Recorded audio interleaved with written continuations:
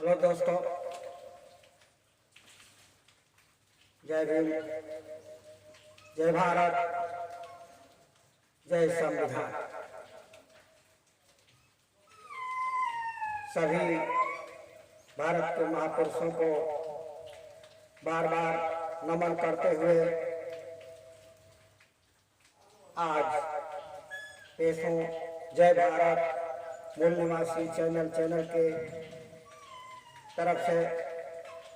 आप देख रहे हैं जय भारत मूल निवासी चैनल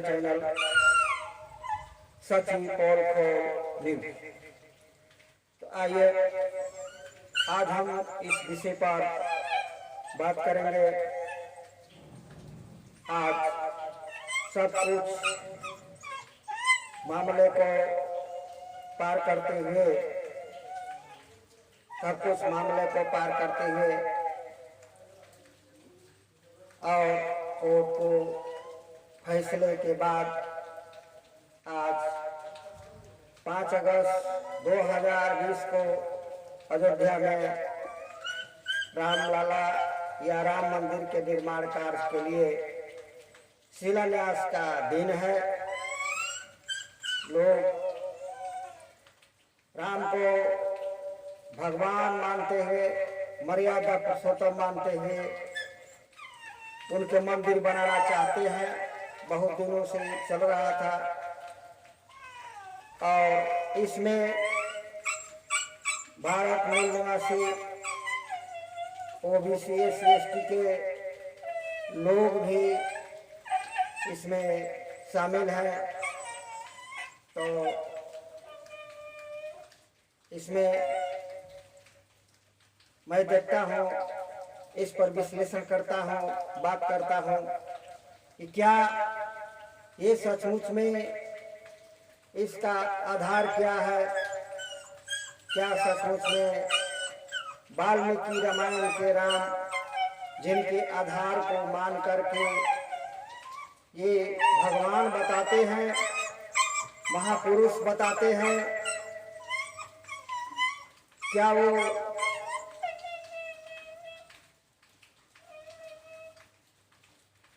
सचमुच में संवैधानिक है।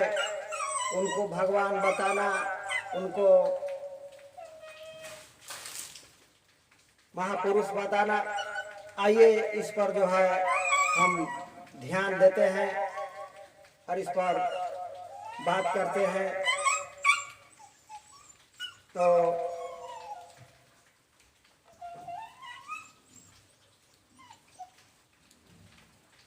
आइए हम इस पर देखते हैं और कुछ साक्ष्य और सबूतों के आधार पर हम इसको देखते हैं।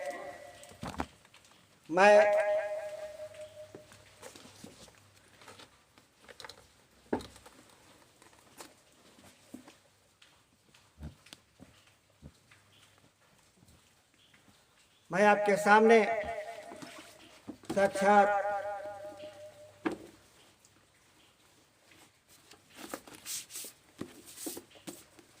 सबसे पहले ये भारत का संविधान आपके सामने करता हूं।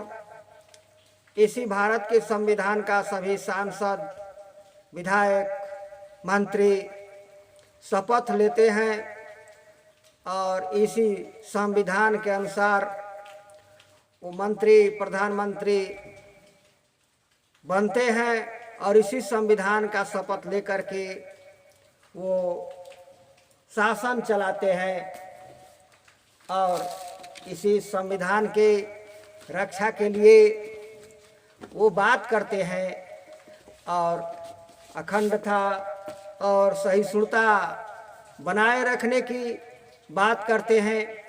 ये 2 भाग में है और इसी संविधान को आगे करके मैं आज इस पर बात करूंगा। इसलिए मैं भारतीय संविधान को सबसे पहले आपको आगे किए और कुछ लोग इस संविधान को बचाने की लड़ाई लड़ रहे हैं और कुछ लोग इस संविधान को नष्ट करने के लिए साजिशें रच रहे हैं। तो इन्हीं विषय पर विश्लेषण करते हुए, तथ्यों पर विचार करते हुए मैं आगे बढ़ूंगा। और आज जो है, आज का जो दिन है, पूरे भारत में कहीं खुशी कहीं गम। जो लोग राम का मंदिर बनाना चाहते हैं, राम को भगवान मानते हैं, मर्यादा पुरुषोत्तम मानते हैं, उनके लिए आज खुशी का दिन है। और कुछ लोग इसके विरोध में अपना धरना प्रदर्शन कर रहे हैं। तो वास्तविक रूप से इसकी सच्चाई क्या है, मैं आपके सामने पेश करने जाऊंगा और पेश कर रहा हूं। तो जो विद्वान, मैं जनरल आदमी, साधारण आदमी की बात नहीं कर रहा हूं, जो विद्वान राम को मर्यादा पुरुषोत्तम और भगवान बताने का काम करते हैं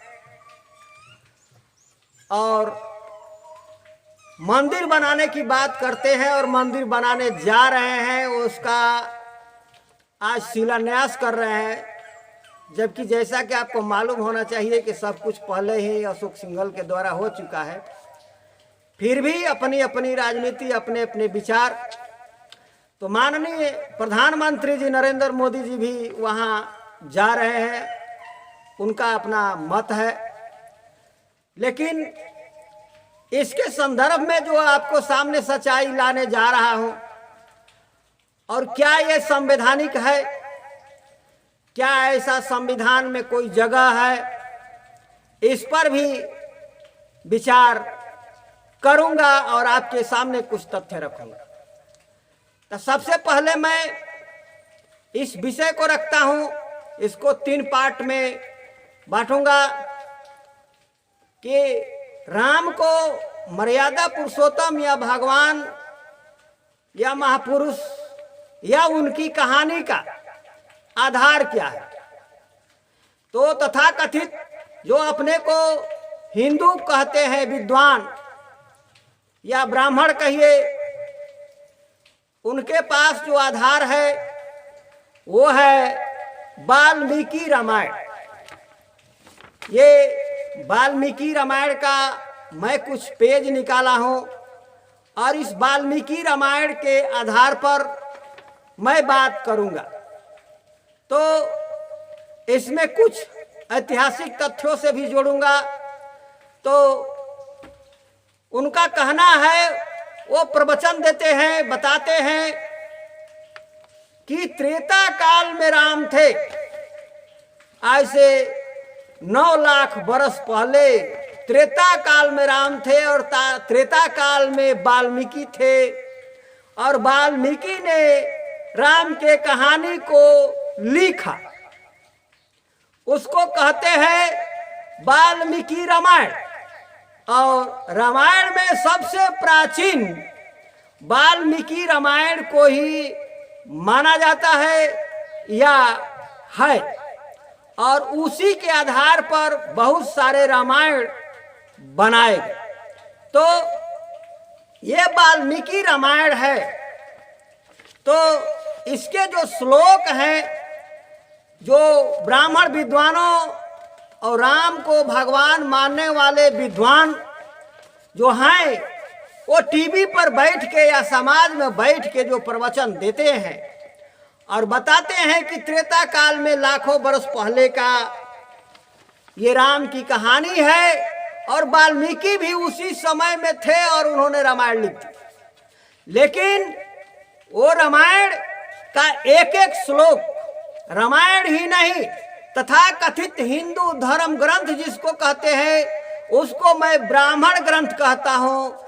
उन चाहे वो रामायण हो, महाभारत हो, सुखसागर हो, मनुस्मृति हो, पुराण हो, जो भी हो, उनके सारे के सारे श्लोक, ऋचाएं वेद की वो संस्कृत में है और वो संस्कृत हिंदी देवनागरी लिपि में है, जिसको नागरी, ये लोग उसको देवनागरी लिपि कहते हैं।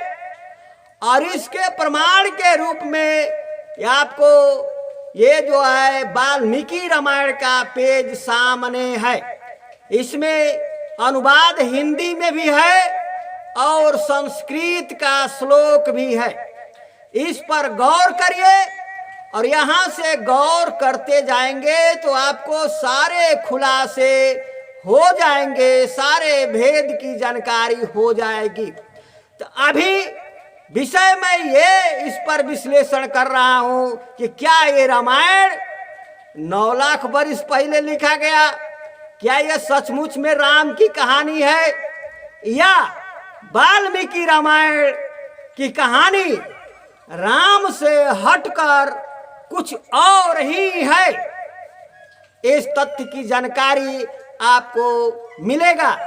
ये जो हिंदी देवनागरी लिपि में संस्कृत और हिंदी देख रहे हैं, इसको मैं बताना चाहता हूं कि अब तक कोई ऐसा शिलालेख खुदाई में नहीं मिला है जिस पर संस्कृत और वो देवनागरी लिपि में लिखा हुआ हिंदी को प्रथम ईस्वी से पहले वो बताया जा सके।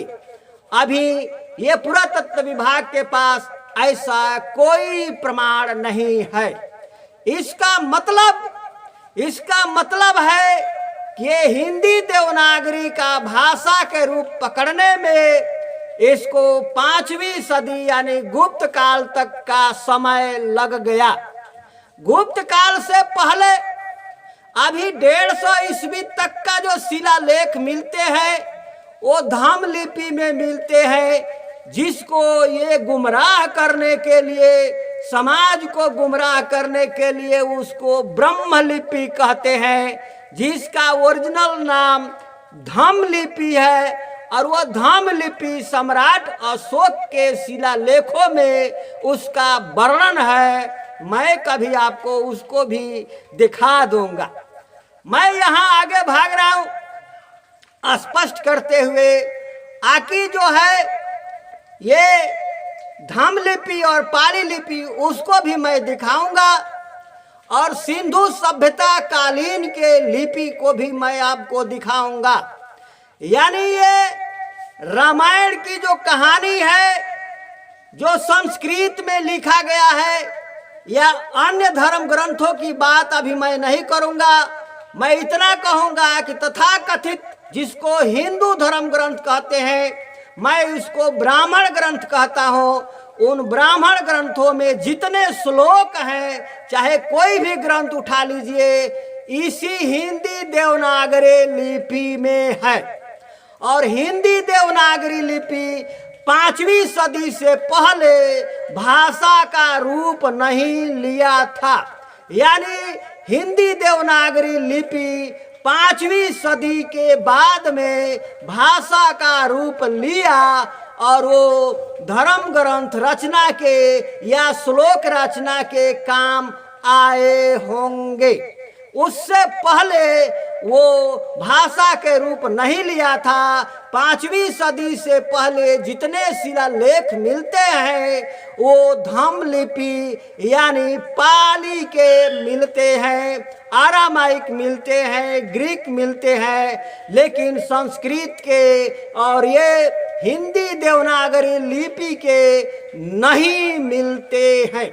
इसका मतलब साफ हो गया।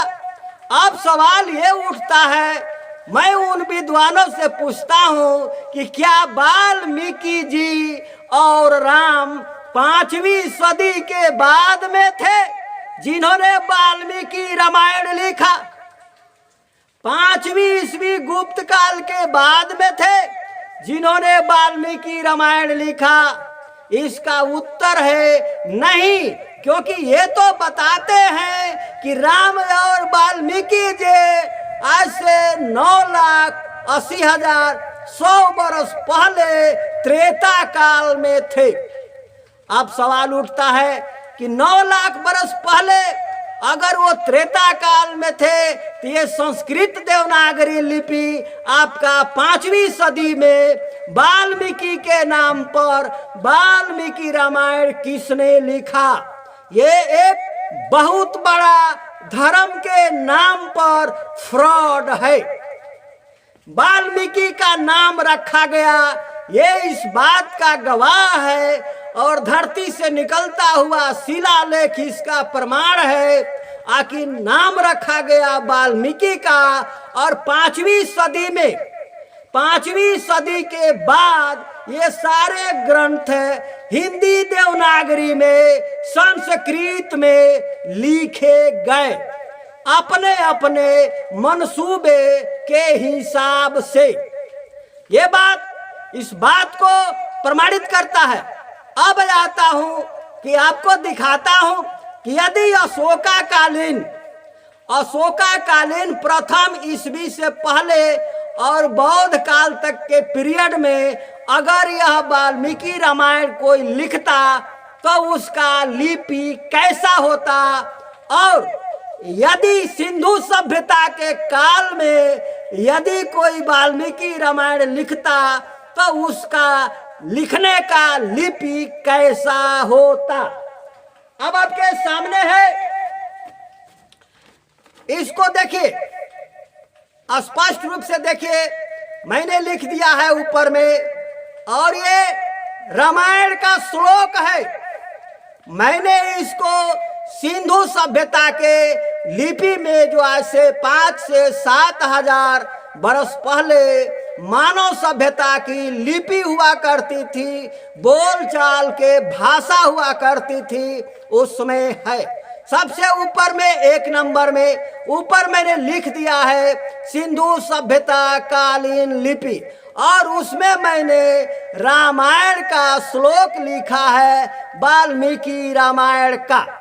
और उसके नीचे 2 नंबर में मैंने ये जो लिखा है, ये अशोकाकालीन बुद्धकालीन लिपि में वाल्मीकि रामायण का श्लोक लिखा है। अगर किसी विद्वानों में औकात है, उनके अंदर विद्वता है, तो इसको रोक करके पढ़ के बताएं कि मैंने इसमें क्या लिखा है, मैंने इसमें क्या लिखा है। इसलिए नहीं बता पाएंगे आकि जो है वो इसको पढ़ना लिखना जानते ही नहीं है। वो अपना देवनागरी लिपि में संस्कृत का ढिढोरा पीटते हैं और पूरे देश की जनता को गुमराह करते हैं झूठ बोल बोल करके। तो जो है इसमें जो मैंने लिखा है, भासतस्य शूद्रस्य खड्गम सूरचीर प्रभम निष्कृष्य कोशाद्विमंगलम शिरस्सी छेद राघव। ये जो है वाल्मीकि रामायण का श्लोक है, जो सिंधु सभ्यता के लिपि में ऊपर मैंने लिखा है। और अगर कोई विद्वान यदि वाल्मीकि सिंधु सभ्यता के काल में होते और रामायण लिखते तो उनकी लिपि ये होती, ये सिंधु सभ्यता की लिपि ये होती, क्योंकि भारत के सबसे प्राचीन लिपि यह सिंधु सभ्यता की लिपि ही है, जो बार बार सिंधु सभ्यता की खुदाई में मोहरों के रूप में मिलता है। यदि वाल्मीकि सिंधु सभ्यता के काल में वाल्मीकि रामायण लिखते तो ये ऊपर के लिपि में लिखते और रामायण का श्लोक इस तरह के डिजाइन वाला होता, और उसके बाद किसी भाषा में उसका अनुवाद होता। लेकिन इनका लिपि क्या है? इनका लिपि मैं दिखा चुका हूँ। इनका लिपि है हिंदी देवनागरी संस्कृत का लिपि। गौर करिए, बार बार मैं इसको दिखा रहा हूँ। और जो है नीचे यदि वाल्मीकि बुद्धकालीन अशोककालीन में अगर लिखते तो वो इस लिपि के अनुसार अपने रामायण को लिखते, क्योंकि ये बुद्ध और अशोक कालीन में ये जनमानस की लिपि और भाषा बन चुकी थी। सम्राट अशोक के जितने शिलालेख मिलते हैं और अशोक स्तंभ का अवशेष मिलता है, उस पर इस डिजाइन में, इस धम्म लिपि में, इसको धम्म लिपि कहते हैं, इसका ब्रह्म लिपि ये लोग गुमराह करने के लिए कहते हैं, ये धम्म लिपि है और धम्म लिपि के अनुसार वो लिखते। ये दोनों प्रमाण मैंने इसलिए इसको लिख के बताया कि अगर संस्कृत का श्लोक, मैं संस्कृत ही लिखा हूँ, लेकिन मैंने अशोकाकालीन बुद्धकालीन लिपि चेंज कर दिया है। मैंने जो लिखा है वह संस्कृत में यहाँ देवनागरी में लिख दिया हूँ, यही मैं ऊपर के सिंधु सभ्यता के लिपि में लिखा हूँ और उसके नीचे बुद्धकालीन अशोकाकालीन लिपि में लिखा हूँ। अगर वाल्मीकि सिंधु सभ्यता के कालीन में अगर अपनी रामायण को लिखते तो उनका जो है लिपि ऐसा होता, क्योंकि भारतीय सभ्यता में और मानव सभ्यता, भारतीय मानव सभ्यता की ये लिपि थी। और यदि वाल्मीकि जी अशोका और बुद्धकालीन के पीरियड में लिखते तो उनका लिपि और डिजाइन ऐसा होता या इसको अपनाते। लेकिन ये जो है दोनों प्रमाण ये साबित करते हैं आकि ये जो कहते हैं वाल्मीकि रामायण सबसे प्राचीन त्रेता काल में, राम के काल में लिखा गया, ये एक फ्रॉड है। ये वाल्मीकि रामायण का एक एक श्लोक तथा कथित हिंदू धर्म ग्रंथों व ब्राह्मण ग्रंथों का एक एक श्लोक इस बात का गवाही दे रहा है कि वह गुप्त काल के बाद 5वीं से 12वीं सदी तक लिखा गया। इसका अब और प्रूफ वाल्मीकि रामायण में ही आपको मिल जाएगा, जिसमें आपका ध्यान आकर्षित कर देता हूँ। अब मैंने आपको दिखा दिया आकि ये जो है ये बात साबित हो गया आकि जो है इनका लिपि और लिखने का डिजाइन हिंदी देवनागरी है और हिंदी देवनागरी प्रथम ईस्वी से पहले इसका इतना विकास नहीं था आकि वो भाषा का रूप ले सके। ये भाषा का रूप लेने का काम 5वीं सदी के बाद में किया है, गुप्त काल के बाद में किया है। तो दोस्तों इस बात को ध्यान रखिए। अब मैं कुछ ऐसे चीज दिखाता हूं जो वाल्मीकि रामायण में ही मौजूद है। तो आइए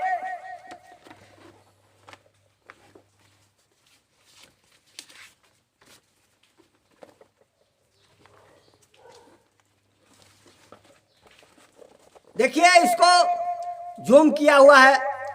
वाल्मीकि रामायण गीता प्रेस गोरखपुर का ये जो श्लोक है और उसका हिंदी अनुवाद है, मैं इसको पढ़ के सुना देता हूँ और ये इस बात को गवाही देता है। इसको भी देखिए, मैं लाल पेन से अंडरलाइन कर दिया हूँ वो वाल्मीकि रामायण का श्लोक जो कि वो गवाही देता है कि ये बौद्ध काल के बाद में लिखा गया है।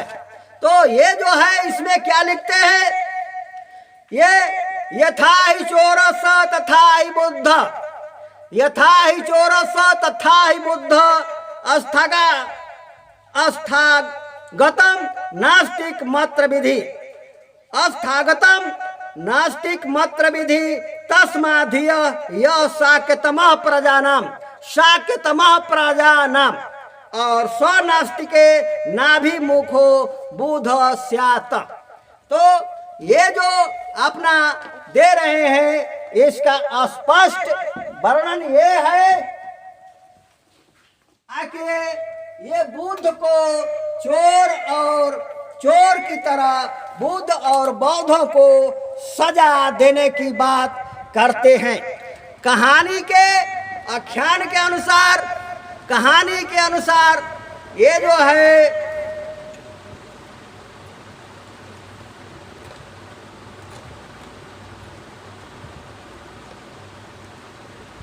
कहानी के अनुसार जो है ये राम जब वनवास जा रहे हैं तो उनको समझाने के लिए जबाली वहाँ पहुँचे हुए हैं और जबाली से नाराज होते हुए वो कह रहे हैं, राम डांट रहे हैं जबाली को कि जैसे चोर दंडनीय होता है उसी प्रकार वेद विरोधी बौद्ध मतवालंबी भी चोर की तरह सजा देने के अधिकारी हैं, वो दंडनीय है। तथागत नास्तिक विशेष नास्तिक चरवाक को भी इसी कोट में समझना चाहिए। ये इस बात का सबूत है कि तथागत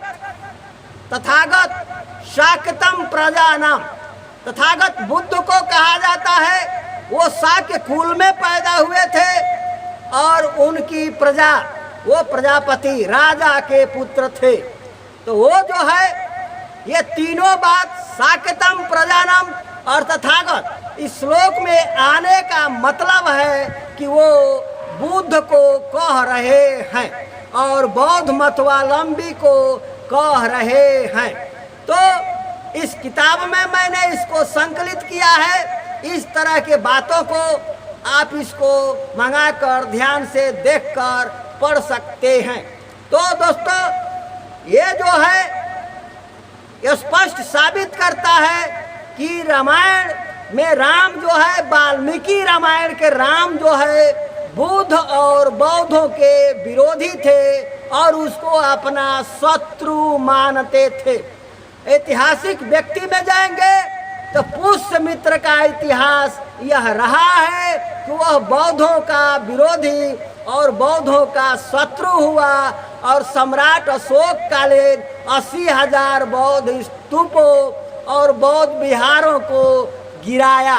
अतः ये इस बात को साबित करती है कि जो ये रामायण की कहानी जो लिखी गई वो बौद्ध काल के बाद लिखी गई, भारत में बौद्धावलंबी होने के बाद लिखी गई और बौद्धों को मूल निवासियों के खिलाफ में लिखी गई। तो ये इस बात को साबित करता है। अब देखिए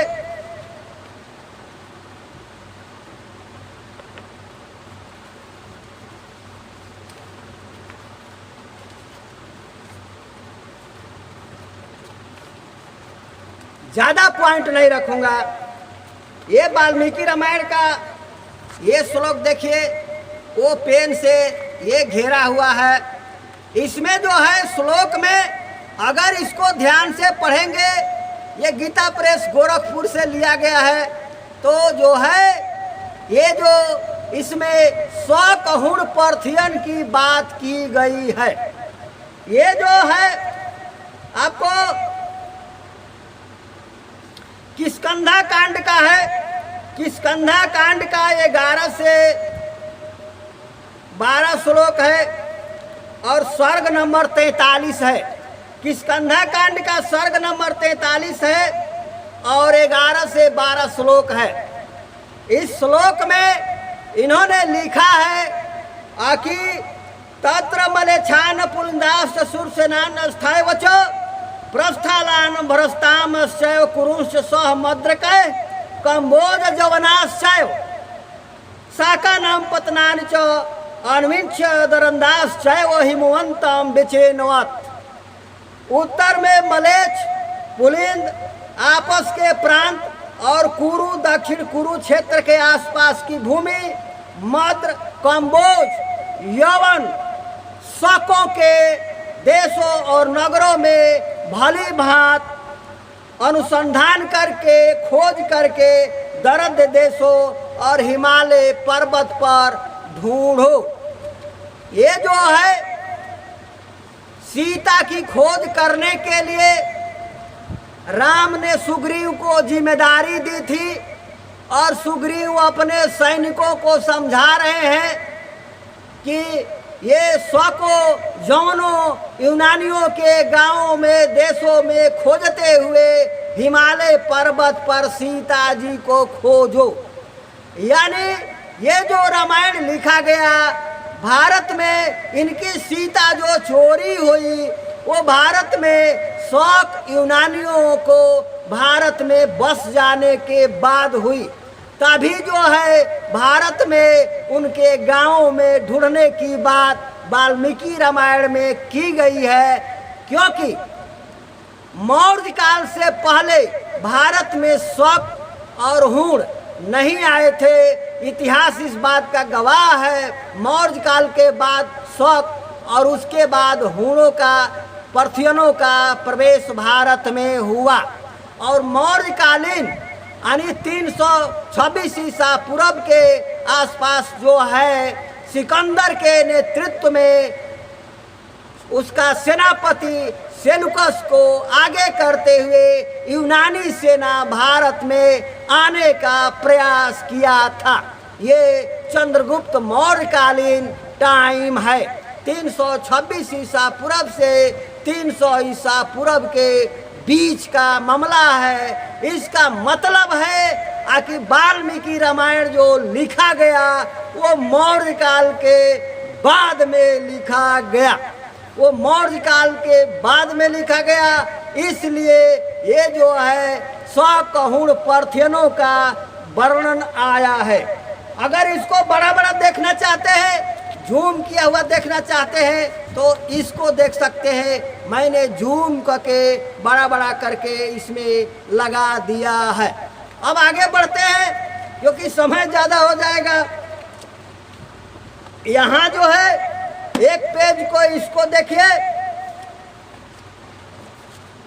इस वाल्मीकि रामायण का ये भी पेज है, इसको स्पष्ट रूप से देखिए और ऐसे इसको आप पेज नंबर से निकाल के वाल्मीकि रामायण में पढ़ सकते हैं। जो ये मैं अंगुली हिला रहा हूँ, ये ऊपर से नीचे तक ये सौकहुण पार्थियनों की कहानी से ये भरा हुआ है वाल्मीकि रामायण।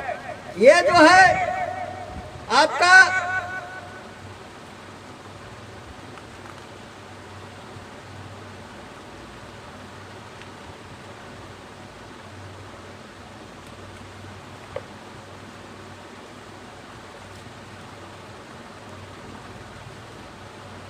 इसमें जो है कामधेनु गाय को लेकर के विश्वामित्र और वशिष्ठ के आपस में युद्ध हो जाता है। उस समय जो है ये कामधेनु गाय का जो वर्णन आया है तो विश्वामित्र की सेना से और वशिष्ठ के सेना के बीच में ये युद्ध जो होता है तो वशिष्ठ के तरफ से यूनानी सेना जो गाय पैदा करती है, गाय के गोबर से वो शक पैदा हुए और उसके पेशाब के रास्ते से यूनानी पैदा हुए और रोम से हूण पार्थियन पैदा हुए। ऐसा इसमें बताने की कोशिश किया गया है, जबकि पूरा इतिहास इस बात का गवाह है कि चंद्रगुप्त कालीन 326 ईसा पूर्व में भारत में यूनानी आए थे। वो किसी गाय के पेशाब से पैदा नहीं हुए थे। और ये जो है शक मौर्य काल के बाद भारत में विदेशी आक्रमणकारी के रूप में आए थे और फिर ब्राह्मणों के धर्म में घुस के घुल मिल गए। वो किसी गाय के गोबर से पैदा नहीं हुए थे, वो किसी गाय के हगने से पैदा नहीं हुए थे। इतिहास इस बात का गवाह है। और उसके बाद सौकहुण जो आए वो भी गाय के रोम से पैदा नहीं हुए, बल्कि बाहर से चढ़ाई करते हुए, आक्रमण करते हुए भारत में आए। ये विश्लेषण हो गया। इस बात का ये पुख्ता प्रमाण है कि वाल्मीकि रामायण जो लिखा गया वो हिंदी देवनागरी को अस्तित्व में आने के बाद लिखा गया। अब सवाल उठता है, यदि वाल्मीकि ये रामायण लिखते 184 ईसा पूर्व में पुष्यमित्र शुंग के जमाने में भी लिखते तो कम से कम ये धम्म लिपि में लिखते, क्योंकि शुंग के जो 184 ईसा पूर्व में पाटलिपुत्र के मैदान में जो वृद्धरथ राजा मौर्य राजा का पुष्यमित्र ने हत्या किया, अभी उस समय तक जनमानस में धम्म लिपि का ही प्रचलन था, क्योंकि 150 ईस्वी तक 150 ईस्वी तक का जो शिलालेख मिला है वो आपको धम्म लिपि में मिला है, जिसको ये मूर्ख बनाने के लिए ब्रह्म लिपि कहते हैं और कहते हैं कि ये संस्कृत है। मैं इस बात से साफ जाहिर हो गया कि जो वाल्मीकि रामायण जो जिसकी कहानी के आधार पर लोग राम को महापुरुष मानते हैं, राम को भगवान मानते हैं, वह रामायण ही बाद में 5वीं सदी के बाद में लिखा गया। यानी उसको कोई वाल्मीकि ने नहीं लिखा, ब्राह्मणों ने अपने हिसाब से लिखा और राइटर बना दिया वाल्मीकि को। ये वाल्मीकि रामायण 5वीं सदी के बाद हिंदी देवनागरी लिपि को भाषा के रूप में प्रयोग होने के बाद वाल्मीकि रामायण लिखा गया वाल्मीकि के नाम पर। यानी वाल्मीकि रामायण ही फ्रॉड है, वो वाल्मीकि का लिखा हुआ है ही नहीं, वो प्रथम ईस्वी तक का नहीं लिखा हुआ है, वो 5वीं सदी के बाद लिखा हुआ है। अगर ये वाल्मीकि रामायण का दावा करते हैं तो वाल्मीकि रामायण के समय में वह कौन सी लिपि थी? अब सवाल उठता है कि राम, मैं इस विषय पर नहीं जाऊंगा, ये साबित करता है कि राम को संस्कृत से और वेद से और वैदिक सभ्यता से कोई लेना देना नहीं था। वो राम को विचाराधीन रखना चाहिए रिसर्च के लिए। अभी उसका स्पष्ट पता नहीं है कि वो कहाँ जन्म लिया। कम से कम अयोध्या के मैटर में वो तो साफ हो गया है पुरातत्व के रिपोर्ट से, उसको मैंने दिखाया था। आखिर जो है वहाँ अशोकाकालीन बुद्धकालीन ही अवशेष मिलते हैं और पुरातत्व विभाग के रिपोर्ट में ये भी लिखा है आके 1000 ईसा पूर्व टू 300 BC यानी 1000 ईसा पूर्व से पहले का वहाँ कोई अवशेष नहीं है। आपको मैं उसको दिखा चुका हूँ। तो ये इस बात को साबित करता है कि रामायण की कहानी अनलीगल है, वो वाल्मीकि का लिखा हुआ नहीं है। लेकिन इस देश के ब्राह्मण विद्वान पूरे देश के जनमानस को, पूरे देश के लोगों को बेवकूफ बनाते हुए वो कहते हैं धड़ल्ले से कि 9 लाख वर्ष पहले, 9,80,000 वर्ष पहले उसी अयोध्या में, उसी बाबरी मस्जिद के नीचे जहाँ अशोकाकालीन 3000 वर्ष से पहले का कोई प्रमाण नहीं है, राम ने जन्म लिया और 10,000 वर्ष तक शासन किया। छोड़िए इस विषय को, मैं अब आता हूँ इस विषय पर। मैंने आपको भारत का संविधान दिखाया था, अब एक बार फिर आपको याददाश्त के लिए दिखा देता हूँ। अब ये संवैधानिक मामला की बात आता है। ये भारत का संविधान मैं आपको इसलिए दिखाता हूँ कि आप कभी ये न सोचे कि भारत का संविधान मैंने देखा नहीं, पढ़ा नहीं। मैंने भारत का संविधान मेरे पास में है और मैं इसको पढ़ता भी हूँ और देखता भी हूँ, और नेता और भारत के अधिवक्ता तो दिन रात इसी पर कामें करते हैं। तो मैं इस पर बात करूँगा। इस भारत के संविधान मैंने 2 पार्ट में इसको संकलित किया है और इसको आगे करते हुए मैं आपसे सवाल पूछना चाहता हूं। अब मेरे सवाल पर विचार करिए, फिर मैं आगे आपके सामने प्रूफ अस्तित्व करूंगा और प्रूफ प्रस्तुत करते हुए फिर आपसे सवाल मैं पूछूंगा। क्या इस भारत के संविधान में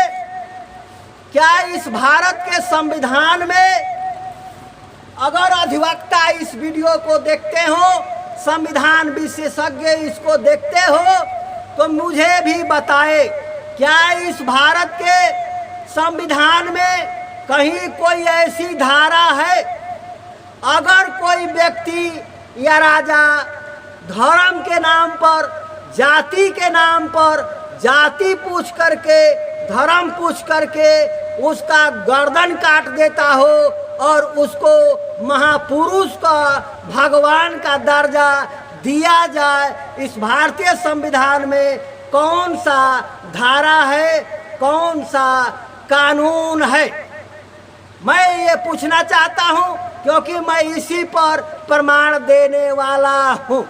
ये आपके दिमाग में जो भारतीय संविधान के विशेषज्ञ अगर इसको देखते हैं, भारतीय संविधान के जानकार अगर देखते हैं, भारतीय संविधान के कानून, मैं पूरे सांसदों से पूछना चाहता हूं, जो लोग भारतीय संविधान का शपथ लेकर मंत्री पद को संभालते हैं, मैं उन अधिवक्ताओं से पूछता हूं जो भारतीय संविधान को शपथ लेके कोर्ट में वकालत करते हैं, अपनी बात को रखते हैं और बहस करते हैं, क्या इस भारतीय संविधान में कोई ऐसा धारा है, कोई ऐसा जगह है आखिर धर्म के नाम पर या जाति के नाम पर किसी जाति विशेष का होने के वजह से उसका अपराध ये है, वह किसी खास जाति में जन्म लिया है, उसका अपराध ये है आखिर जो है वो किसी धर्म को मानता है, क्या उसके गर्दन काट देने वाले को, हत्या कर देने वाले को महापुरुष का दर्जा, भगवान का दर्जा देने के लिए इस भारतीय संविधान में कोई धारा है? अगर है तो कहाँ है, वो कौन सी धारा है? अगर नहीं है तो ऐसे लोगों को भारत के नेता, भारत के साधु विद्वान और भारत का सुप्रीम कोर्ट का जज महोदय, सुप्रीम कोर्ट का जज महोदय ऐसे लोगों को भगवान और महापुरुष का दर्जा देकर उसको डिसीजन और फैसला क्यों सुनाते हैं और क्यों उसको भगवान और महापुरुष का दर्जा देते हैं? मैंने ये सवाल पूछा। मेरे हिसाब से भारत के संविधान में जो किसी की हत्या करता है वो 302 का मुलजिम होता है, और वो निर्दोष की हत्या करता है तो वो जो सीधे फांसी की सजा का अधिकारी होता है या आजीवन कारावास की उसे सजा मिलती है। मेरे हिसाब से मुझे जितना यहाँ संविधान की जानकारी है, ऐसे कायदे कानून के और कोर्ट में लिए गए फैसले की जो जानकारी है, वो भारतीय संविधान को मान सम्मान और इज्जत करते हुए मैं इतना कहना चाहता हूँ कि भारतीय संविधान में ऐसा कोई कानून नहीं है कि अगर कोई किसी की हत्या कर दे और अगर वो किसी जाति विशेष में पैदा हुआ है, उसकी जाति पूछ करके, या किसी विशेष धर्म को मानता है उसकी धर्म पूछ करके, या धर्म किसी विशेष धर्म का है ये जानकारी होने पर उसकी गर्दनें काट दी जाए और वो काटने वाला व्यक्ति, वो हत्या करने वाला व्यक्ति को महापुरुष का और भगवान का दर्जा देने के लिए इसमें कोई कानून है। क्योंकि जब लागू था तब लागू था राजतंत्र में। भारत को आज़ाद हुए 73 बरस से ज़्यादा हो रहे हैं। इस 73 साल के आज़ादी में ये भारत की सरकारें जितनी आई, जितने विधायक, जितने सांसद बने, इस संविधान का शपथ लेते हैं। अपने दिल से पूछ करके और संविधान को पढ़ करके बताएं कि वो संविधान में कौन सी धारा है जो किसी जाति को पूछ करके, किसी धर्म को पूछ करके, अगर वो ये भी बताएं कि ऐसे लोग को जो हत्या कर देता है उसको भगवान की दर्जा, उसको महापुरुष की दर्जा देने की बात को स्वीकार करता है। दूसरा सवाल ये है कि अगर किसी जाति में पैदा होना इतना बड़ा गुनाह है, वो योग तपस्या और पूजा पाठ नहीं कर सकता है, ये कौन सा अपराध है? उसको योग तपस्या करना और किसी जाति विशेष में पैदा होने से या कहिए शूद्र कुल में पैदा होने से उसको धर्म का, पूजा करने का, तपस्या करने का अपराध घोषित कर दे। ये 70-73 साल की आज़ादी में भारतीय संविधान को आगे करके मैं कहता हूँ कि कौन सी धारा है जो उसको अपराध बताता है और इतना बड़ा अपराध बताता है कि राजा उसकी गर्दनें काट दे। मेरे हिसाब से, मेरे जानकारी के अंतर्गत ऐसा कोई भारतीय संविधान में कानून और धारा नहीं है। यदि आप लोगों को है, जानकारी है, तो इसको बताएं और जो है हमको भी ज्ञान देने का काम करें। मैं अब गंभीर सवाल उठाने जा रहा हूं। अब मैं गंभीर सवाल उठाने जा रहा हूं। ये जो देख रहे हैं ये वाल्मीकि रामायण का दस्तावेज है। ये वाल्मीकि रामायण का दस्तावेज ये उत्तरकांड का 73 से 76 सर्ग का ये जो श्लोक है, इसमें 713 से लेके 734 तक का पेज मैंने निकाला है। इसको आप जो है एक एक पेज आपको दिखा देता हूँ, पहले इसको देख लीजिए। मैं इसको बारी एक एक पढ़ूंगा तो बहुत लंबा हो जाएगा, मैं संक्षिप्त में बता देता हूँ, आप डाल देता हूँ, आप इसको पढ़ लीजिएगा। मैं इसके विषय में एक एक पेज फेन, क्योंकि मैं इसको डाल चुका हूँ और फिर जो है एक बार मैं इसको डाल देता हूँ। ये पेज वाइज से सभी पेज को डाल देता हूँ और जो है इसको स्पष्ट रूप से आप इसको रोक के पढ़ सकते हैं या अपने धर्म ग्रंथ में खोज करके भी पढ़ सकते हैं। ये दस्तावेज ये आपको और भारत के संविधान को हिला देने वाला दस्तावेज है। और ये जो है ये पूरे के पूरे सांसद, विधायक जो संविधान का शपथ लेते हैं उसकी बेइज्जती करते हुए ये अनलीगल कार्य करते हैं और जनता को मूर्ख बनाते हैं। ये जो मैं एक एक पेज आपको पढ़ने के लिए डाल रहा हूँ, मैं इनकी संक्षिप्त बात बता दूंगा, उसको आप ध्यान से सुन लीजिएगा और इसको भी पढ़ लीजिएगा या अपने घर पे या दुकान से वाल्मीकि रामायण खरीद करके उसको पढ़ लीजिएगा। तो जो है मैं आपको एक एक पेज इसको डाल देता हूँ, क्योंकि ये वीडियो बहुत ज़्यादा लंबा न हो जाए, इसलिए मैं आपकी बात संक्षिप्त में बताऊंगा, क्योंकि इस पर मैं वीडियो डाल चुका हूं। और जो है आपको स्पष्ट रूप से इस पेजों को देखते जाइए और वीडियो रोक करके आप पढ़ सकते हैं। मैं पूरी कोशिश कर रहा हूं कि वीडियो को रोकेंगे तो स्क्रीन पर स्पष्ट रूप से ये पढ़ा जाएगा। तो जो है स्पष्ट रूप से इसको आप देखते जाइए और पढ़ते जाइए। फिर जो है मैं आपको आगे बताता हूँ कि इस दस्तावेज में क्या लिखा है, इस दस्तावेज में क्या लिखा है और इस पर मंथन करना है आपको और इस पर विचार करना है। तो जो है इसको आप ध्यान दीजिएगा और इस पर विचार करिएगा और इस पर जो है विचार ही नहीं करिएगा, ये देखना है कि आपके आगे का क्या कदम होता है, आप कितना जनता के हितैषी, जनता के हित में काम कर रहे हैं या ये अपनी राजनीति की रोटी सेक रहे हैं। ये जो है जनता को मूर्ख बना करके राजनीति की रोटी सेक रहे हैं या जनता के हित में काम कर रहे हैं। ये दस्तावेज, ये सबूत आपका अग्नि परीक्षा लेगा। ये दस्तावेज और ये सबूत आपके अग्नि परीक्षा लेगा इसको आप ध्यान से पढ़ लीजिए, क्योंकि मैं किसी सबूत के बात नहीं करता। आज जो मैं इस पर बात करने वाला हूँ, पूरा देश हिलने वाला है और जो है एक पुनर्विचार करने के लिए आपको बाध्य करने वाला है, या शर्म से झुकाने वाला है। या आपको शर्म से इतना झुका देगा कि आपका सर मुड़ी उठाने में भी शर्म लगेगा। आपको लगेगा कि कहीं चुल्लू भर पानी मिल जाए तो वहां आप डूब करके मर जाए। ये दस्तावेज वो जो मैं पेश कर रहा हूँ, इसको आप ध्यान से पढ़िए। मैं इसकी संक्षिप्त कहानी आपको बताऊंगा।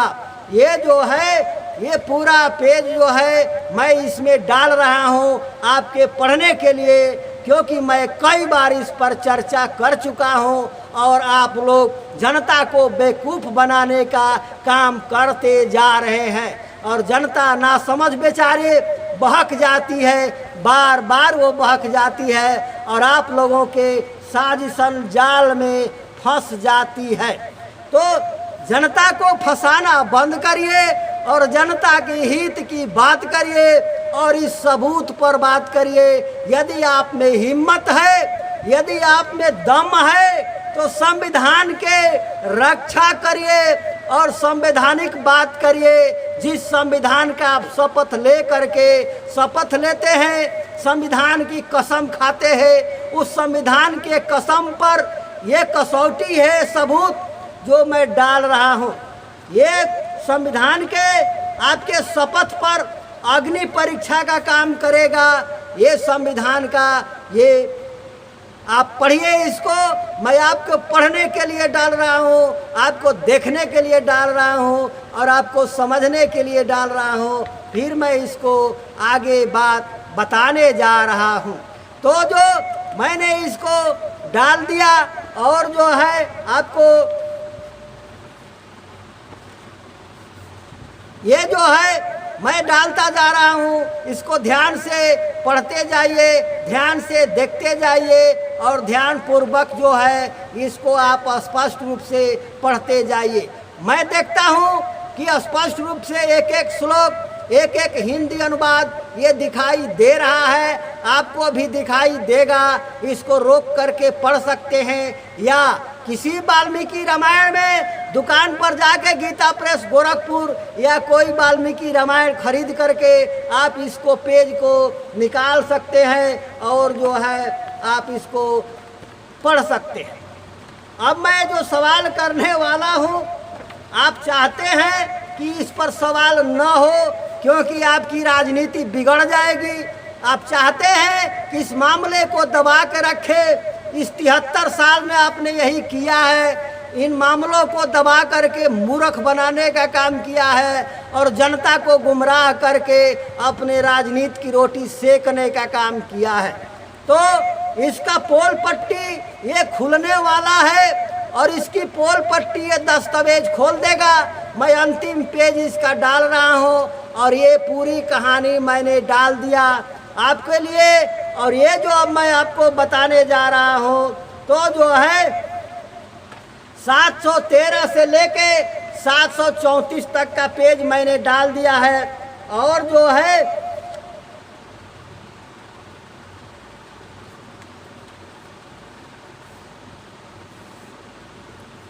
अब जो है मैं इस पर बात करता हूँ कि ये जो दस्तावेज है वाल्मीकि रामायण के उत्तरकांड के 73 से 76 सर्ग का वह कहानी है जहाँ राम ने शंभु का कत्ल किया। राम ने शंभु का जो कत्ल किया उसकी संक्षिप्त कहानी जो मैं बता रहा हूँ, विस्तार से इसको आप पढ़ लीजिएगा। राम जो है, राम के दरबार पर एक ब्राह्मण आता है अपने मरे हुए पुत्र को लेकर और राम पर आरोप लगाता है। कहता है कि हे राम, तुम्हारे राज्य में अधर्म हो रहा है, इसलिए मेरा बेटा, मेरा पुत्र असमय में मर गया है। ये बात सुन करके राम साधु संतों और मंत्रिमंडलों का बैठक बुलाते हैं और उसमें नारद जी और 8 ऋषि वगैरह आते हैं। तो उन 8 ऋषियों में वो जो है नारद जी बताते हैं कि ये ब्राह्मण का लड़का क्यों मरा है। तो वो बताते हैं कि सतयुग में, अब यहाँ ध्यान दीजिए, सतयुग में केवल ब्राह्मण ही तपस्या करते थे। त्रेता काल में जो है ये अधर्म हो रहा है, अधर्म हो रहा है कि शूद्र तपस्या कर रहा है, इसलिए ब्राह्मण का बालक मर गया है। यहाँ एक कोटेशन है, यदि शूद्र, आप ये समझ लीजिए, आज के पूरे ओबीसी एससी एसटी को हिंदू तथागत ब्राह्मण ग्रंथों में ब्राह्मण विद्वानों ने शूद्र की श्रेणी में रखा है। इसका मतलब है कि जो है ब्राह्मण विद्वान पूरे ओबीसी एससी एसटी को वो शूद्र मानते हैं, अर्थात ओबीसी एससी एसटी का पुरखा को वो शूद्र घोषित किए थे। और उन्हीं शूद्रों की कहानी है। तो उन्हीं शूद्रों में से, भारत मूल निवासी शूद्रों में से भारत मूल निवासी जनता को शूद्र घोषित किए थे और राजा महाराजाओं को असुर राक्षस घोषित करके मरवाए थे। तो ये जो है शूद्र जो घोषित किए थे, ये ओबीसी एससी एसटी के पुरखे थे, जिनको ये शूद्र घोषित किए थे। उन्हीं ओबीसी एससी एसटी यानी भारत मूल निवासियों के पूर्वजों में से वह एक ऋषि थे जो शंबुक नाम से कहानी वाल्मीकि रामायण में दी गई है। अब इस वाल्मीकि रामायण के अनुसार राम जो है ब्राह्मण के बालक को जीवित करने के लिए संकल्प लेते हैं और तलवार ढाल ले करके यह निकल जाते हैं आकि जो है कहाँ वो शूद्र तपस्या कर रहा है, जिसके चलते ब्राह्मण का बालक मर गया। लास्ट में उसको दक्षिण के आपको शैवाल पर्वत के पास उसको ढूंढ लेते हैं और राम वहाँ जा करके पूछते हैं। उनके साथ उनके ऋषि मंत्रिमंडल भी जाते हैं और राम वहाँ पूछते हैं कि तपस्वी तुम बता, आप किस लिए तपस्या कर रहे हो और आप कौन हो, सच सच बताओ, आपकी जाति कौन सी है, क्या आप ब्राह्मण हो, क्या आप ब्राह्मण जात के हो, क्या आप दुर्जय क्षत्रिय जात के हो, क्या आप वैश्य जाति के हो या शूद्र जाति का हो, शूद्र जाति का हो। इस सवाल को पूछते ही जो शंबुक था, जो शंबुक ऋषि थे, वो जो है अपना जवाब देते हैं रामायण के श्लोक में। वो जवाब देते हैं आकि जो है, ए राम, मैं सच बता रहा हूँ, सत्य ही बोलता हूँ, मैं जो है शूद्र कुल में उत्पन्न हुआ हूँ और दिव्य शक्ति को प्राप्त करने के लिए, देवत्व को प्राप्त करने के लिए तपस्या कर रहा हूँ। उसमें यह भी लिखा है कि शंबुक मुनि जो है बिल्कुल शास्त्र के अनुसार विधिवत तपस्या कर रहे थे। इतना सुने राम ने आकि शूद्र कुल में उत्पन्न हुआ है और वो योग तपस्या दिव्य शक्ति को प्राप्त करने के लिए तपस्या कर रहा है। इसके आगे कहानी के अनुसार राम ने आव देखा न ताव देखा, अपनी तलवार निकाली और शंबुक ऋषि ओबीसी एससी एसटी के पुरखों को जो शंबुक मुनि से थे उनकी गर्दन काट दी। शंबुक मुनि की गर्दन काट दी, इसलिए काट दी कि वह शूद्र कुल में जन्म लेकर के तपस्या कर रहा था। यही उसका राम के राज्य में, राम के नजर में अपराध था और ब्राह्मणों के नजर में यही अपराध था। जब शूद्र यानी ओबीसी एससी एसटी भारत मूल निवासी जब आगे बढ़ता है, जब आईएएस अधिकारी बनता है, जब जज बनता है, जब कलेक्टर बनता है, जब तपस्वी बनता है, तो ब्राह्मण का बेटा मर जाता है। और जब इनका कत्ल होता है, जब ओबीसी एससी एसटी बनाम पूर्व काल के शूद्रों की हत्या की जाती है, तो ब्राह्मण का बेटा जिंदा रखने लगता है। यही राम राज है। इसी राम राज को लाने के लिए अयोध्या में राम मंदिर बनाए जा रहे हैं। अब मैं संवैधानिक बात की बात करता हूँ। यहाँ जो है इस दस्तावेज में खुला खुलम जाति पूछ करके, और उसका गुनाह सिर्फ इतना था कि वो शूद्र कुल में, शूद्र जाति में पैदा हुआ था, शूद्र वर्ण में पैदा हुआ था और तपस्या कर रहा था। राम ने उसकी गर्दन शंभु की काट दी। अब सवाल ये उठता है कि भारत के संविधान में वह कौन सी धारा है आखिर जो है शूद्र कुल में यानी ओबीसी एससी एसटी के पुरखों के कुल में यदि वो जन्म लेता है और जो है योग तपस्या करता है, पढ़ता लिखता है, तो उसकी गर्दन काट देने वाला भगवान बन जाता है। भारत के संविधान की कौन सी धारा उसको भगवान बनाती है? भारत के संविधान की कौन सी धारा शूद्र कुल में पैदा होने वाले को कत्ल करने के लिए उसको भगवान बनाती है और उसको मर्यादा पुरुषोत्तम बनाती है? मैं ये सवाल पूछना चाहता हूँ उन संविधान विशेषज्ञों से, उन अधिवक्ताओं से और माननीय सुप्रीम कोर्ट के जजों से, क्योंकि ये सभी के सभी संविधान के जानकारी होते हैं, ये जानकार होते हैं, ये पढ़ लिख करके जाते हैं। ये कौन सी भारत के संविधान की वो धारा है जो शूद्र कुल में, ओबीसी एससी एसटी के कुल में पैदा होने वाला व्यक्ति यदि योग तपस्या करता है, पढ़ता है, तो उसकी गर्दन काट दी जाए और गर्दन काट देने वाला व्यक्ति को भगवान बना दिया जाए और सुप्रीम कोर्ट उसको फैसला सुना के भगवान का मंदिर बनाने का आदेश दे दे। यह कौन सी संविधान की धारा इसकी इजाजत देती है?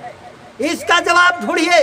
मेरे हिसाब से अगर कोई व्यक्ति, अगर कोई राजा निर्दोष व्यक्ति का, क्योंकि वो योग तपस्या करना भारत के संविधान के अनुसार भी कोई अपराध की श्रेणी में, कोई डकैती के श्रेणी में, कोई आतंकवाद के श्रेणी में नहीं आता है। अगर किसी को मालूम है कि योग तपस्या करना किसी अपराध की श्रेणी में आता है तो मुझे भी ज्ञान देने का काम करे।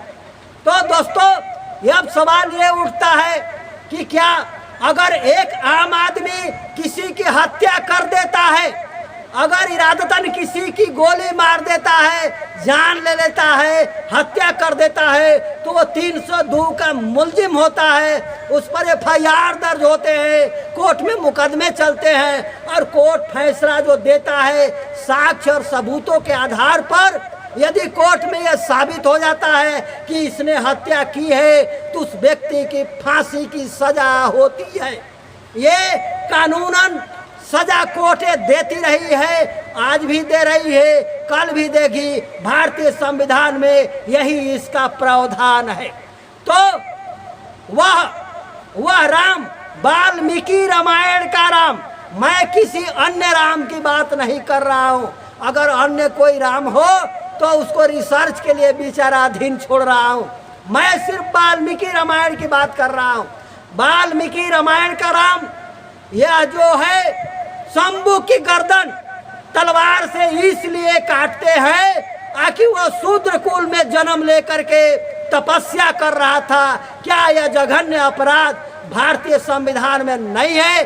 क्या भारतीय संविधान इसको इजाजत देता है कि ऐसे वाल्मीकि रामायण को महापुरुष घोषित करे और जो है मर्यादा पुरुषोत्तम भगवान की दर्जा दे करके उसका मंदिर बनाने का काम करे? क्या भारत के संविधान इसकी इजाजत देता है? अगर आप संविधान विशेषज्ञ हैं, वक्ता है, जानकार है और माननीय सुप्रीम कोर्ट के जज महोदय लोगों से भी पूछना चाहता हूं कि क्या किसी जाति के नाम पर, धर्म के नाम पर और ओबीसी एससी एसटी के लोग यदि योग तपस्या करते हैं उनका व्यक्ति, तो उनके हत्या करने वाले को भगवान की दर्जा और महापुरुष की दर्जा और फिर उसको मंदिर बनाने की दर्जा देने के संविधान में कौन सी धारा है? इसको बताएं। मेरे हिसाब से ऐसी कोई धारा नहीं है कि किसी व्यक्ति को, हत्या करने वाले को वो 302 मुलजिम के अलावा वो जो है महापुरुष और भगवान बना करके उसको मंदिर बनाने का इजाजत देता है। ये संविधान विरोधी है। अगर संविधान में, भारत के संविधान में अगर इसका कोई जगह नहीं है, कोई कानून नहीं है, इसका मतलब सुप्रीम कोर्ट के जज महोदय ने और जो उसमें वकील जो राम को मंदिर बनाने के लिए जो बहस कर रहे थे, ये संविधान के खिलाफ में संविधान को अपमान करते हुए पूरे भारत मूल निवासियों की हत्या कराने की मनसा से ये राम का मंदिर बनाने जा रहे हैं। ये साफा साफा ये वाल्मीकि रामायण का ये दस्तावेज इसका प्रूफ है। अगर जो लोग संविधान का इज्जत करते हैं, जो लोग संविधान का बचाने की बात करते हैं, अब मैं उनसे कहना चाहता हूं कि एकांत में बैठो और अपने दिलो दिमाग से सवाल करो और ऐसे भारत मूल निवासी ओबीसी एससी एसटी के हत्यारों को भगवान बनाओगे या उसको हत्यारा बनाओगे या उसको महापुरुष बनाओगे? आप खुद तय करो। मेरे हिसाब से और ये भारत के संविधान के हिसाब से ऐसे व्यक्ति जो किसी जाति और धर्म के नाम पर हत्या करते हैं और जो है शूद्र के नाम पर या किसी जाति धर्म के नाम पर हत्या करते हैं, वो सिर्फ और सिर्फ 302 का मुलजिम है। वह कहीं भगवान नहीं है, वह हत्यारा है, वह जालिम है, वह कहीं महापुरुष नहीं हो सकता। भारतीय संविधान उसका गवाह है। तो ये भारतीय संविधान को मिटाने वाले लोग और भारत मूल निवासियों और ओबीसी एससी एसटी की हत्या करने वाले लोग इस भारत में ऐसे वाल्मीकि रामायण के राम को भगवान बताते हैं और उसको महापुरुष बना करके उसका मंदिर बनाने का राजनीति करते हैं।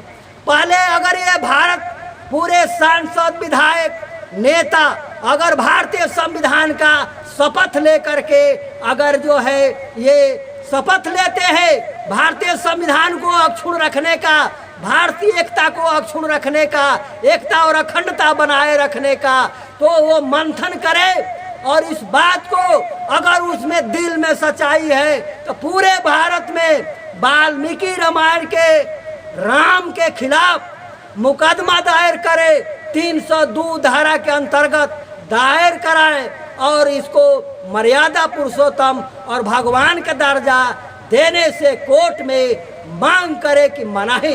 ये व्यक्ति वाल्मीकि रामायण का राम महापुरुष नहीं, ओबीसी एससी एसटी भारत मूल निवासियों का हत्यारा था, वो भारत मूल निवासियों का हत्यारा था। ये वाल्मीकि रामायण का दस्तावेज सम्मुखबद्ध हत्याकांड इसका जो है उदाहरण है। तो मैं उन सारे दोस्तों से जो संविधान बचाने की बात करते हैं, चाहे वो बामन मेश्राम जी हो, चाहे वो भीम आर्मी के लोग हो, चाहे वो दलित सेना के लोग हो, चाहे जो भी भारत संविधान को बचाने की बात करते हैं, वो मंथन करे और पूरे देश में इस पर आंदोलन छेड़े और जो है पूरे देश में इसको एफआईआर दर्ज कराए। 302 के अंतर्गत अगर वह राम है, वाल्मीकि रामायण के राम की बात करता हूँ, मैं किसी अन्य रामायण के राम की बात, मैं किसी अन्य राम की बात नहीं करता हूँ। मैंने दस्तावेज वाल्मीकि रामायण से लिया है और वाल्मीकि रामायण के राम को कहता हूँ कि वाल्मीकि रामायण का राम वह भगवान नहीं, वह महापुरुष नहीं, भारत मूल निवासियों का हत्यारा था, हत्या करता था और ब्राह्मण उसकी हत्या कराते थे। उस राम उर्फ पुष्यमित्र, उसका असली नाम पुष्यमित्र है, वो कहीं राम की कहानी नहीं है। वाल्मीकि रामायण में वो पुष्यमित्र की कहानी जातक दशरथ राजा के कहानी पर लिखी गई है। वह राम, उसका नाम पुष्यमित्र है। उसको राम प्राचीन काल के राम से कोई लेना देना नहीं है, यह एक ब्राह्मणी खेल है। इस बात को समझिए। इनके पास वाल्मीकि रामायण के अलावा मैं दावे के साथ कहता हूँ कोई दस्तावेज नहीं है जो ऐसा प्राचीन राम इनका हो। भारत में ऐसा इनके पास कोई दस्तावेज नहीं है। वाल्मीकि रामायण ही प्राचीन माना जाता है और वाल्मीकि रामायण ही इसको अनुसार चाहे जो भी रामायण में राम को भगवान बनाना और महापुरुष बनाने का काम हुआ वो ठीक है। लेकिन मैं पूछता हूँ कि एक राजा जो जाति और धर्म पूछ करके उसकी गर्दन काट देता है और जो है उसकी हत्या कर देता है, इसलिए कि वो शूद्र कुल में पैदा हुआ है और शूद्र कुल में पैदा होकर के वो योग कर रहा है, तपस्या कर रहा है देवत्व प्राप्त करने, दिव्य शक्ति प्राप्त करने के लिए, तो उसकी गर्दन काट देता है। वो गर्दन काटने वाला व्यक्ति, अपने तलवार से हत्या करने वाला व्यक्ति वो अपराधी हुआ, वो आतंकवादी हुआ, वो महापुरुष और भगवान नहीं हुआ। उसका प्रमाण वाल्मीकि रामायण में है। वो वाल्मीकि रामायण में उसका उदाहरण है, आप पढ़ सकते हैं, देख सकते हैं। तो मैं पूरे जो संविधान बचाने की बात करते हैं, वो जो संविधान की रक्षा करने की बात करते हैं, वो लोग हिम्मत जुटाएं और इस पर जो है मंथन करें और पूरे देश में जम्मू कश्मीर से रामेश्वरम तक एक आंदोलन छिड़ते हुए इसको जो है हर थाने में, हर कलेक्टर डीएम को ये दस्तावेज लगाते हुए, अगर नहीं मिलता है तो वाल्मीकि रामायण बाजार से खरीद ले, गीता प्रेस गोरखपुर का वाल्मीकि रामायण खरीद ले, या आपके पास मोबाइल है, कंप्यूटर है, उसी ब्राउजर में जाइए और आल वेद पुराण लिखिए। आल वेद पुराण लिखेंगे तो सारे धर्म ग्रंथ आपके सामने होगा। उसमें से वाल्मीकि रामायण आप डाउनलोड कर लीजिए और डाउनलोड कर करके यह पेज जो है निकाल करके पढ़ लीजिए या प्रिंट करा करके निकाल लीजिए। इस तरह से आपके हाथ ये दस्तावेज लग सकते हैं और ये है ऑलरेडी। मैं पूछता हूँ कि क्या 73 साल के आज़ादी में ये वाल्मीकि रामायण में सम्मुख वध की कहानी लिखने वालों पर कोई FIR दर्ज हुआ, कोई उसको सजा हुआ? नहीं हुआ। ये तो वाल्मीकि रामायण जिंदाबाद, राम महापुरुष, राम भगवान, राम की मंदिर बनाओ, जो विरोध करता है उसका कत्ल कर दो, ये कर दो, वो कर दो, चलता रहा ये राजनीति में। तो दोस्तों ये जो है आप इस पर ध्यान दीजिए और इन्हीं शब्दों के साथ जो है मैं आपका अधिक समय नहीं लेते हुए ये आप इस पर मंथन करें और पूरे देश में इस बात के लिए आंदोलन करें कि राम को महापुरुष और भगवान के दर्जा क्यों, जबकि वाल्मीकि रामायण में यानी शंभु के हत्यारे को, भारत मूल निवासियों के हत्यारे को भगवान का दर्जा, महापुरुष के दर्जा देने का मतलब क्या है, इसको समझाएं आम जनता को भी और इस पर जो है डिस्कशन करें और इस पर जो है आप आंदोलन करें, इस पर जो है आप इसको जनता के सामने रखें और पूरे देश में ये दस्तावेज लगा करके डीएम, कलेक्टर जो महोदय लोग हैं उनके सामने रखें और फिर कोर्ट में रखें। कोर्ट में इसकी बहस होनी चाहिए, संसद में नेता जो है इसकी बहस करे कि राम किस आधार पर संविधान को आगे करके, भारत के संविधान को आगे करके ये बहस करे कि संविधान की कौन सी धारा है जो ओबीसी SC ST की हत्या करने वाले को भगवान की दर्जा देती है। इस संसद में बहस होनी चाहिए। क्यों नहीं करते हैं ये मुँह चोर लोग, क्यों मुंह छिपा करके बैठे रहते हैं और जनता को बेवकूफ करके हर साल वोट लेते हैं? ये नहीं चलने वाला है। हम देश की जनता को बताएंगे, एक एक चीज बताएंगे, एक एक घटना बताएंगे। इन्हीं शब्दों के साथ मैं आपको विराम लेना चाहता हूँ, अपनी बात को बंद करना चाहता हूँ। आप इस बात को ध्यान रखिए और जो है ये बात जनता के बीच में दस्तावेज और सबूत के साथ जाना चाहिए, मौखिक नहीं। आप रामायण से या उसी ब्राउजर से, PDF से, कहीं से निकाल करके पढ़ भी सकते हैं और जो है प्रिंट करके निकाल सकते हैं या बाजार से वाल्मीकि रामायण खरीद करके उसको पढ़ सकते हैं और फोटो कॉपी जेरोक्स करा करके उसका कॉपी दस्तावेज बना सकते हैं, बना करके और सारे सबूतों के साथ इस पर आंदोलन छेड़े। अभी तो मेरे पास बहुत बड़ा दस्तावेज था इस विषय पर, लेकिन मैं इस पर विराम देता हूँ। ज़्यादा समय न लेते हुए आप इसका ख्याल रखें। मैं इतना ही आह्वान करता हूँ बामन मेश्राम जी को, भीम आर्मी के चंद्रशेखर जी को, और जो भी भारत के संविधान को बचाने की बात करते हैं, भारत में मानवता स्थापित करने की बात करते हैं, वो सवाल करे संसद में, वो सवाल करे डीएम के पास, वो सवाल करे कोर्ट में कि ये कौन सी मानवता है, कौन सी इंसानियत है जो एक पूजा पाठ करते हुए, योग तपस्या करते हुए उसकी हत्या कर देता है, और उस हत्या करने वाले को वो आप भगवान बनाते हैं, उसको महापुरुष बनाते हैं। इन देवताओं ने भी यही किया। मैंने वाल्मीकि रामायण का आगे की बात नहीं बताया आपको। वो जो जब राम ने शंभू के गर्दन काट दी तो पूरे के पूरे भगवान देवता वहाँ जुटे और राम के ऊपर फूलों की बारिश की और राम की वाहवाही की, राम की गुणगान किया कि तुमने काट दिया, बहुत अच्छा किया। तो मैं पूछता हूँ कि उन आतंकवादी देवताओं का आप क्यों उसको देवता मानते हो जो तुम ओबीसी एससी एसटी का हत्यारा है, तुम्हारी हत्या करता है, तुम्हारे पढ़ने का अधिकार छीनता है, तुम्हारे नौकरी का अधिकार छीनता है, तुम्हारे आरक्षण को छीनता है, तुम्हारे सारे अधिकार को छीनता है, तुम्हें गुलाम बनाता है, और तुम उसे भगवान क्यों मानते हो? ये कब मंथन करोगे? कब पीढ़ी दर पीढ़ी लोगों को गुलाम बनाओगे? कब अपने पीढ़ी को आज़ाद करोगे, या गुलाम ही बनाते रहोगे? पीढ़ी दर पीढ़ी ये गुलामी की जंजीरें जकड़ते जाओगे।